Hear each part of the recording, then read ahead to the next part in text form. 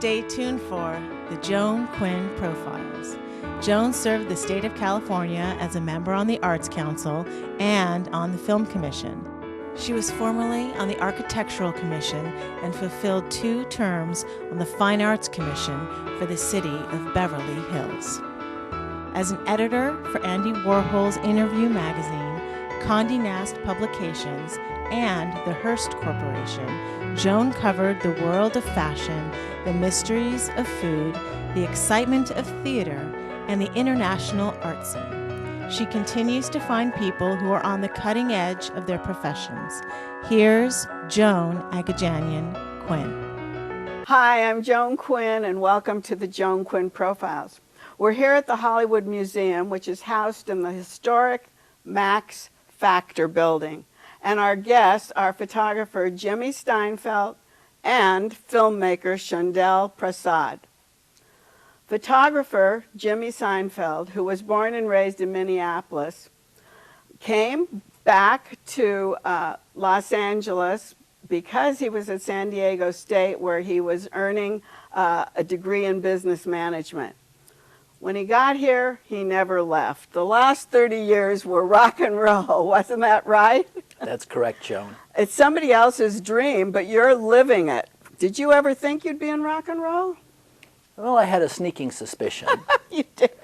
I'd been playing guitar since I was a kid and didn't make a career out of playing music, but had a great appreciation of it and of the great musicians that I always admired. And so it wasn't too indirect of a route to end up working with great musicians on the other side of the camera. But you took business management courses. That's what were you going to do?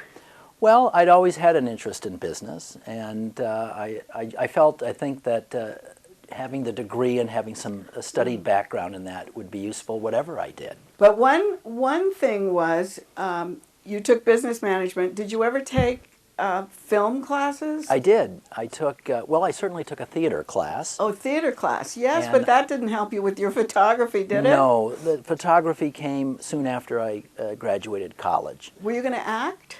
I thought about it, but I really concentrated my career, at least up to this point, behind the camera. And that really came about because after college, I realized, okay, I'd grown up in the Midwest and I'd spent all this time on the West Coast, but I hadn't seen anything really east of the Mississippi. Oh. So I decided I'm going to travel and see the rest of the United States. Well, and I needed a camera. I was going to say, did you take a camera with you? That's correct, and that's the reason I bought the camera. My first camera was so that I could, have a tangible memory of where I would travel. Well, one of my questions was, why were you taking people on stage instead of mountains and landscapes? But you must have been doing landscapes on this first trip. That's true. My first experience doing photography were landscapes and buildings and so forth, friends that I'd visit.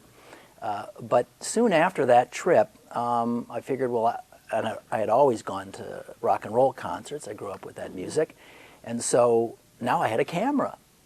So I started bringing my camera to concerts, and in the early days I brought it just to outdoor shows because you had daylight. Right. And much more difficult to photograph a show indoors with all they have is a spotlight. But then I learned pretty early on, particularly with the help of a new film that Kodak had come out with, which allowed you to take photos in low light without using a flash. How did you know about that? Had you taken workshops or? No, I think what had happened, and this is going back many years, so I don't remember exactly everything, but I think what had happened is I had brought my camera to an indoor show or two, and I got the pictures back, and you could hardly see anything, and I realized that you needed a special kind of a film, and I either learned about it or read about it. Actually, if I recall, Kodak had a clever ad at that time. They had like a candle. Oh, fabulous. And it lit somebody's face. I said, hey, that's what I need, that kind of film. Yeah. So I started shooting with that film and experimenting because, the film alone won't do it. You have to know some technical things. Were you developing your own work at the time? Black and white, yes. Oh, you were? But I was shooting a lot of color at that time, too. And that's much more complicated to process the film and to make prints. So in most cases of the color film, I would have the professional labs do that for me. But that's kind of the process or the evolution of going from photographing mountains and buildings Right. to outdoor daylight concerts to getting in the venue and photographing shows. Did you start hanging out with other photographers, and did you exchange Yes. kind of little secrets and tips? Absolutely. A lot of my friends, particularly in those early days in Minneapolis, there were some phenomenal photographers there. A lot of them worked for Target because, you know, Target's from Minneapolis. Oh, but what were they doing? They were doing advertising? They were doing advertising. Oh, I And see. so I'd watch them work, and I'd learn tips about studio photography, and that was helpful. And all those photographers had great parties, and I'd go to the parties. And but in any event, eventually I took what I learned there and learned on my own, and started my own studio, and learned how to use strobe lights. So it pretty much turns out to be self-taught. You're I am self-taught, experimenting it's true. and working and talking to other photographers. Yes. And it was successful because you have this fantastic book. Thank you. And let's go on, because you started getting assignments at Spin and Rolling Stone. Mm-hmm. And tell us how those came about. Well, the experiences that I had with those two great magazines are kind of bookends. I saw on the newsstand in about 1984 a new magazine I'd never seen before called Spin. Right, And I remember that. Yeah, and on the cover was this adorable girl I'd never seen really before, but I'd heard something about, and her name was Madonna. So on the first cover of Spin magazine was Madonna, and I said, hey, I want to do something for that magazine. I was still relatively new to this craft of concert shooting, and this magazine was new, so I figured this would be a good magazine to start with. So I contacted them. They were in New York. Oh, you contacted them. I That was contacted smart. them. Yeah, and on the masthead of the magazine, I had the photo editor's name, and I called and I said I'd like to contribute. And they said, well, we don't need anything right now, except would you happen to have any photos of George Thorogood? I said, do I? You did? I had just photographed him. You're kidding. So I said, I do. And he said, we'll send them. And of course, the picture ran the very next Oh, issue. you're kidding. That's how it happened? That's how it happened. And here's, Because Madonna was hanging out at CBGB and That's with correct. the Warhol group and all that. And here you are, you have what they wanted, Yeah. other than Madonna. That's correct. So that worked out really well. Here's a little side note that's kind of interesting. All these years later, you might have read about Who Shot Rock and Roll. That was Right. a big exhibit that started at the Brooklyn Museum, and then it Right. came here to Los Angeles. Was at the It was at the Annenberg for many Right. months. And the photo editor at Spin, my original contact, he has some photos in that show. His name is George DeBose. Of his own Of photos. his own, Oh, because he how had been a great. photographer of note in the 80s, and then he became a great designer, a graphic designer, and so forth. And as a matter of fact, I had some photos in the slideshow of the Who Shot Rock Oh, and yes, Roll. because they had this show, they had the Right. slides going. That's fantastic. How did you get that photo of George that they so wanted? Well, I was photographing every concert that was of interest to me. This was, again, when I was back in Minneapolis, and he did a big show with some other great bands of the era, the Stray Cats, Oh, and right. of course that band went on to be the Brian Setzer Orchestra. He's had a great career as a solo artist, and there were other bands. But in any event, that's how I got that picture. So it was good timing. And how did you get access to backstage? Because a lot, I don't know if they call backstage actually backstage or that you're on stage photographing. Well, it varies. To start, there's many ways to do it. If you're a good personal friend with the performer or their manager, etc., and they know your abilities as a photographer, that makes things real easy, and they'll invite you to have that kind of access. Otherwise, you simply, at least in the old days, you'd contact the record company, and they have a publicity department. I see. And as long as you're going to get the photos and the story into a magazine, then they'll Right. give you permission to cover the show. But you really never know. If you have an assignment, you do that. But That's you right. have a lot of photographs of people that weren't on assignments. That's Did true. you become good friends with some of these artists? Oh yeah, absolutely. In fact, Can I refer to my book for a moment? Oh, please, I want you, because we're going to... Let me read you on the back panel here of my book, underneath this wonderful picture that my friend Jeff Werner took of me, is the following. For instance, Slash. Right. I photographed Slash many times through the years, and he wrote this: "Hey Jimmy, thanks for the careful photo placement in your gorgeous book. You're fantastic." See, so that's great. They knew that, well, he didn't know he was going to be in the book at the time, but once he saw it. He did, because, Did he? yeah, I showed him the prototype. We'll look at that picture in a minute, Okay. and he just really Oh, he liked did? that. Oh, good. And then the drummer for the Stray Cats, who is drummed for everybody, Slim Jim Phantom. And I like him not just because we have the same name, by the way. It's Slim Jim. And he says, "Hi, Jimmy. Thanks for the capturing one of my greatest rock moments." Oh, that's and great. Since we mentioned that, can I show you that picture? Yes, we're going to, let's look Later, a at little it. bit later? And then, let's look at it now. Okay. And then tell me about my favorite, Tina Turner. Oh, I will. So this is the picture Oh, fantastic. of Slim Jim Phantom, the drummer, and Brian Setzer, the great Beautiful. guitar player and singer of the Stray Cats. And both Slim and I love this picture, and he's got the Jack Daniels. It's a very rock and roll moment. It's really great. And I actually put Slim he Jim's, what he wrote, in the book, just like I did for Slash. We So could look that at was that later. so tell me about Tina Turner.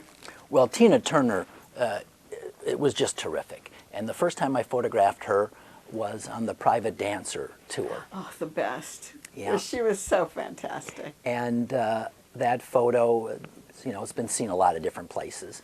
And then she came back on the next tour, and I had the chance to meet her, and she saw the photo I had done of her. We'll look at that in a minute. So you took more than one photo of her Yes. at different times. That's correct. And so she's just one of the greatest performers that ever was. Did you write anything about these photos as you went along, or did you leave it for someone like for another journalist to write? All the stories in the book I wrote myself. I see. And that was a challenge because I'm not a writer by trade, but I have written for some of the magazines I've contributed. But this was a real test with the book. Could I write about myself? Right. And the experiences? It's hard. And I'm real proud. It took me a long time. I had to rewrite them and rewrite them. But I did write all the stories, and I had to think back, you know, 10 years, 20 years, 30 years ago. Did you have a diary? I really didn't, and I do regret not having a full diary. That would have been good. One of the great things that I wanted the audience to know, that in 1998 and 2007, the LA Music Awards named you as Best Photographer of the Year. That's correct. And it's such an honor for you, and it's such an honor for us to have you here. Thank you. Because one of the great things you do is when you have, I don't know how to say it, I think you're just very charitable, and you, Thank you. give to foundation, your favorite foundation, which is Make-A-Wish. Make-A-Wish. Yes, I'm donating $1 a book to Make-A-Wish, and Make-A-Wish is is a charity that's very close to my heart, a foundation that's wonderful.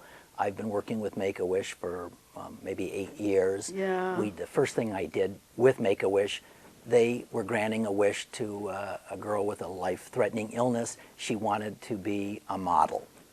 Oh, and Professional. so So I that's- was the photographer, Oh. and we had a makeup artist, and we had a stylist, and the whole thing.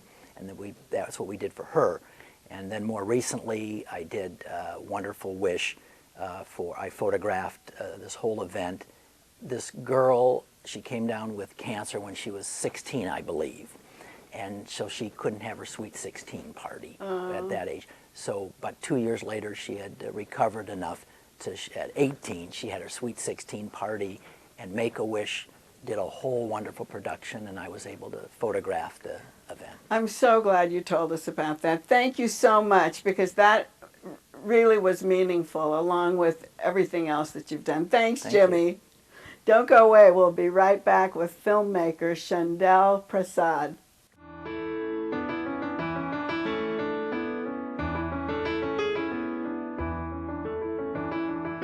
Hi, I'm Joan Quinn, and welcome to the Joan Quinn Profiles. We're on location at the Hollywood Museum as the guest of Donnell Dadigan, writer, director, Shundell Prasad, graduated from the Tisch School at NYU. She's made documentaries, One More Remembered and Unholy Matrimony. She's worked with major media outlets, including the Wall Street Journal, CNN, and the Emmy Award-winning show, The Amazing Race. You majored in TV production. I did. And film production at Tisch. Where did you think you were going to go with that background? I don't know. I was writing on a star. But it worked, didn't it? It worked. Who would have thought? Who would have thought? How did you get to Tisch? Well, you know, Joan, when I was 16, growing up in New York, I grew up near the Bronx in Mount Vernon in New York City. And I was 16, I was a kid, and I was involved in the music video scene in New York. And I kind of got exposed to film that way, being on set, and I loved the energy. How did you get that? How did you meet those people? Randomly. Really? I used to be a lot younger and slimmer and more fabulous. And you were you in those videos? I was. Well, so I can call you an actor. Well, yes. I Yes, guess yes, so, in yes. that sense. And then, so that was the impetus for your inspiration? Exactly. I just loved the energy on set, and I met some fabulous directors. Where were you born? I was born in Guyana. Oh, you were born in South Guyana. When did America. you come to America? I moved to America when I was 6. So you were really raised. I'm an American. I'm Yeah. a New Yorker. Yeah, you But were now raised. I'm here in LA. Yeah. So out of Tisch, how did you get into Tisch? Well, I applied. And that was it? I just applied and I got in. I was so happy. I was jumping up and down. I bet. And I think the next thing, when you got out of Tisch, you were at HBO. Yeah. What a wonderful place to go. Yeah, HBO is a fabulous place, and it's headed by Sheila Nevins, and she's just a remarkable woman. Anybody who's met her, and I was lucky. I got lucky. And it was in the documentary division, right? Yes, HBO documentaries. Yeah. Had you planned to do documentaries? Had you planned to make documentaries? You know what, Joan? When I graduated, it was around 2002, 2001, and that was during the time of September 11th. Oh, so And, nobody yeah. knew what they were doing, did they? Yeah, it was a time of reflection, a time of thought.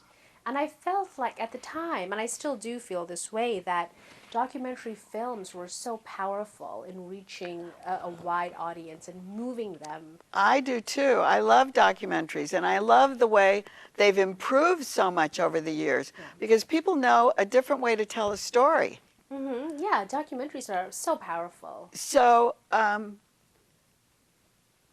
you decided to make these documentaries. Tell us, the first one was Once More Removed. Tell us what that was about. Well, Once More Removed, A Journey Back to India, follows my sort of journey as I trace my roots from New York to Guyana and then finally back to India. Whenever I say that I'm from Guyana, you know, people might not understand why I look Indian.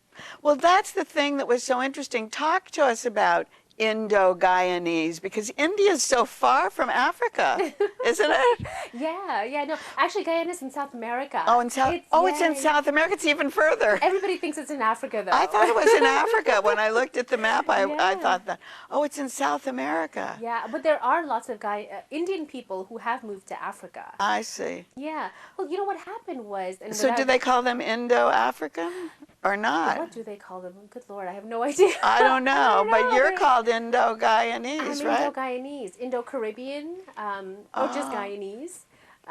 But what happened is, you know, without getting all historical and crazy. Yeah, just give us a thumb.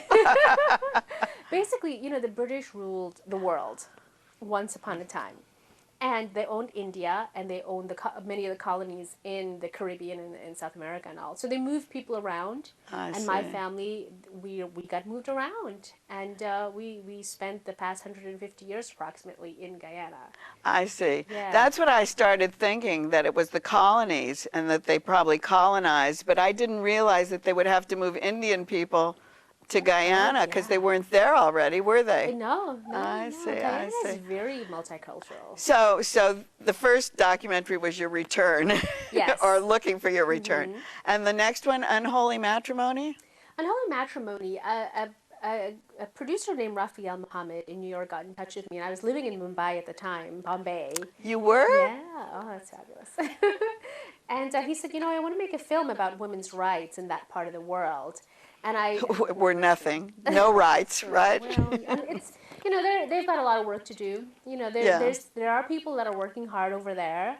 And I got in touch with some NGOs in Islamabad. Were you able to get in and out okay? I got in and out okay. And you know what I discovered? Pakistan is a beautiful country. Oh, it's so great. I've been there. It's wonderful. Oh, you have? Yes, wow. and the thing that I loved was that marching on the border where the Indians come and the Pakistanis come and they do that parade kind of thing. Yeah. But they don't talk to each other. They've got all these like grand gestures. And I know, but they don't speak. Yeah. So, did you have any problems in Islamabad? I didn't have any problems in Islamabad. I just had a great time, and you know, I met this wonderful young woman. She was 16, and she was 9 months pregnant. Oh. Yeah, she'd been sold into marriage. Was that part? Oh. Yeah, it was a movie about her and her journey. Oh, it was. How did you find her? Through an NGO. I worked Oh, with you did? Yeah, there was a wonderful NGO, Progressive Women's Association, and they were my guests. They were my hosts there, and I followed them around. And this young woman had escaped from the northwest frontier, some part of the remote areas of Pakistan, and got to Islamabad, to the NGO, and they were protecting her there. And you also were on the border filming. I was. Where was that? I made it all the way up to Kashmir. Kashmir, but that's kind of, at the time when you were there, it was kind of iffy, wasn't it? Yeah, were they bombing still? It was. Did you hear the bombs? Oh, God. My mom loved it, of course. My mom was like, get back to America. I know. Well, Like, that's what I'm saying, because I remember that people in Kashmir could hear the bombs. Yeah, it was a dangerous time. This is pre the capture of Osama bin Laden, and Right. you know, the world was a very unsecure, unsafe place. That's why I'm asking you, especially Pakistan. Yeah, you know, my mom and everybody was really worried, but I loved it. I had a fantastic time, and I'd do it again. You know what? It sounds like it, because on your first feature film, Festival of Lights, that girl obviously is autobiographical, right? You wrote it about yourself. Well, you know, everybody asks me that, and it's not autobiographical, but it's really the story of the Guyanese people, you know, who've sort of left, because it's really sad. Guyana now has less than 1 million people there. Oh. Yeah. You know, there's vacant houses on every street because everybody left. But the thing that I was saying is the reason you had such a wonderful time, this girl went and she was enjoying herself. She was having a good time, looking for what she wanted. I never thought of it like that. Yeah. I felt that energy, like she wanted to be there, yeah. Yeah, So tell us about Festival of Life. That's your first feature film. Here you've got 2 documentaries. You're just out of the Tisch School. You've worked a little bit at CNN and HBO. But here you've got a major film playing all over. Yeah, I know. It's a bit surreal. I'm still sort of taking it in. But Festival of Lights, it's just a triumph. It's a victory. For Tell so us the many story. people. Well, Festival of Lights is the story of a girl from Guyana named Reshma, who is separated from her father when she and her mom migrate to America, to Queens. And it's the story of her tumultuous upbringing in New York City, her rebellion against her mother, and her eventual return to Guyana. Which was so sad, wasn't it? Yeah, it is sad, but I think she was, the lead character, Reshma, was very resentful over her mother for remarrying. I know. Tell us how you cast it. You had such a great cast. The mother was gorgeous. Isn't she gorgeous? Beautiful. Isn't she gorgeous? She is beautiful. Yeah, Who is she? Her name is Ritu Singh Pandey, and she's originally from India, and she was a Miss India semifinalist. Oh, you can see. She's tall and elegant. She's very elegant. And she's a good actress. She is, and she's been getting great reviews. And how'd you get Aidan Quinn? Well, Aidan Quinn and Jimmy Mystery came through the casting process. We had a casting director, Eve Pomeranz, and she brought them on board. But casting Ritu Singh Pandey and Melinda Shankar, that was tough. The daughter. The daughter, yeah, because I wanted authentic actors to play these roles. Right. So that was tough, but... So were you a big part of the casting? Did you sit in on it? Yeah, I was very much involved. And then how did you do these location shots? You know, shooting in Guyana was probably one of the hardest things I've ever done. Did you take your whole, did you get people there, or did you take your We whole took everything crew? down. You took everything. We hired lots of people. We hired like 100 people there. That was From great. drivers and assistants and so on, but we took an entire unit down. But We shipped our which- equipment. Which brings me to the funding. Yes. How hard is that, or how easy is that? You know, funding is always the, I guess, the trickiest question, and I guess it's also the most like protected secret as well. I know, it's true. I know, I do a lot of junkets, and everyone always asks about the funding. And it is kind of tricky. It is tricky. But sometimes the funding is very small, and it shows what a fabulous director the Well. person is, isn't it? Doesn't it? Was your should we stop? No. Well, you know, I'll tell you this. It's a really interesting story that I'll, get to really quickly. But what happened was my husband and I had just moved back to America from Bombay, and we had no money. And it was the height of the recession in America around around 2009. And, a friend of my dad's, an American man, had been a big admirer of Once More Removed, the first Oh. documentary, and he sent me a couple of $1,000s to get started. Because he knew you were writing this Yeah, film? he knew I was gonna, making more things, and I took that money and I rented a small office space near Madison Square Garden. Really? Yeah, and we got the ball rolling. That and really one was. thing led to the next. Is that right? So you had the space, and then it kind of corroborated that you were important enough to have the space in doing that. Yeah, once you That's start, great, things yeah. just fall into place. Yeah. And I always say that to young people. Just get started. Just have the courage to go ahead and get started. So has this screened in Guyana yet? Unfortunately, the film hasn't screened in Guyana yet. There's unfortunately not a big distribution system there. India? And not in India either. It's a But little Europe. racy. I kind of wonder. Europe, though. We're working on Europe. Yeah. For now, we're just the U.S. and hopefully people respond well, and hopefully we'll have a chance to expand. Let's see. And will you write the next The next film to have a part for you? Oh, maybe. I played a small, tiny role in this film. I Did was you? the nurse. Oh, I see. I had like 2 lines. Okay, that's okay. You can write yourself into your next project. Let's see. That's it. Thank you so much for coming, Shundell. Thank you. And thanks. Keep writing to my email, jaquinn1@aol.com. Bye.